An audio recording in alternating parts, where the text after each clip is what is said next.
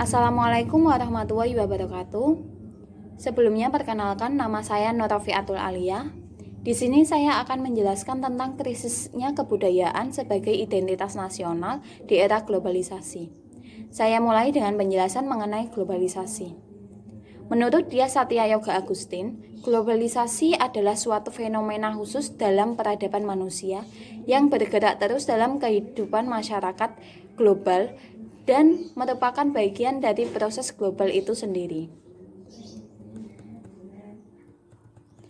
Globalisasi ini menyentuh seluruh aspek penting dalam kehidupan, sehingga menciptakan berbagai tantangan dan permasalahan baru yang harus dijawab dan dipecahkan. Wacana globalisasi sebagai sebuah proses ditandai dengan pesatnya perkembangan ilmu pengetahuan dan teknologi, sehingga ia mampu mengubah dunia secara mendasar. Seperti yang sudah saya sampaikan bahwa adanya globalisasi ini menciptakan sebuah tantangan serta permasalahan yang harus dijawab serta diselesaikan, agar globalisasi ini dapat menjadi sebuah manfaat dalam kehidupan. Dengan kehadiran teknologi informasi dan teknologi komunikasi mempererat akselerasi proses globalisasi ini. Walaupun seseorang berada di tempat tinggalnya, melalui proses globalisasi, simbol budaya orang lain dapat dijangkau melalui perantara media. Oleh karena itu, seharusnya masyarakat dapat memanfaatkan sebagai ajang untuk eksis di dalam maupun di luar negeri. Misalnya saja, eksis dalam memperkenalkan budaya yang ada di daerahnya yang menjadi sebuah kebanggaan ketika dapat dikenal serta dicintai oleh orang lain dan sebagai identitas bagi wilayah itu sendiri maupun negaranya. Kailan berpendapat bahwa identitas nasional pada hakikatnya adalah manifestasi nilai-nilai budaya yang timbul dan berkembang dalam aspek kehidupan satu negara dengan ciri-ciri khas. Dengan adanya ciri-ciri yang khas ini, suatu bangsa berbeda dengan bangsa lainnya.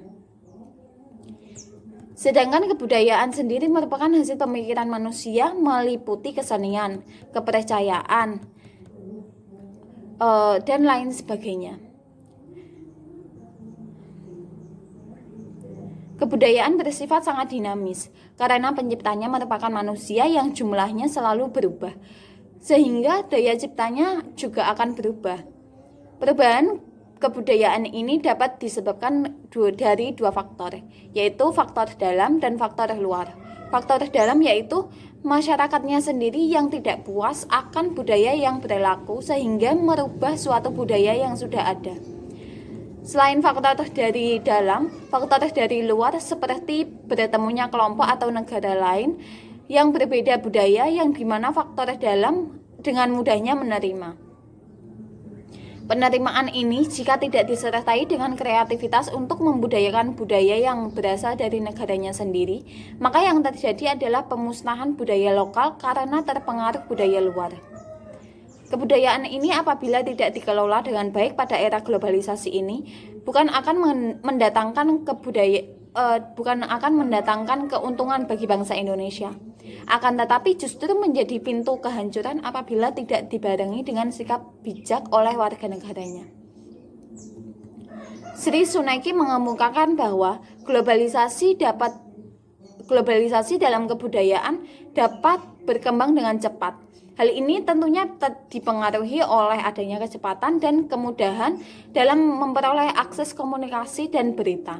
Namun hal ini justru menjadi bumerang tersendiri dan menjadi suatu masalah yang paling krusial atau penting untuk negara yang berkembang, seperti Indonesia ini.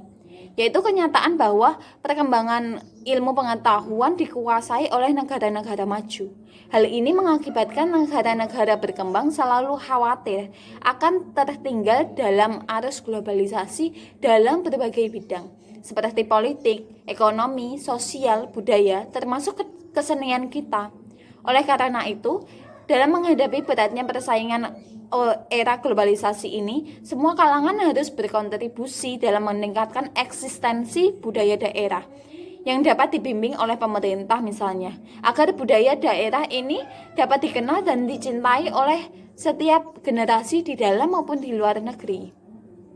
Saya kira cukup sekian dan terima kasih atas perhatiannya. Wassalamualaikum warahmatullahi wabarakatuh.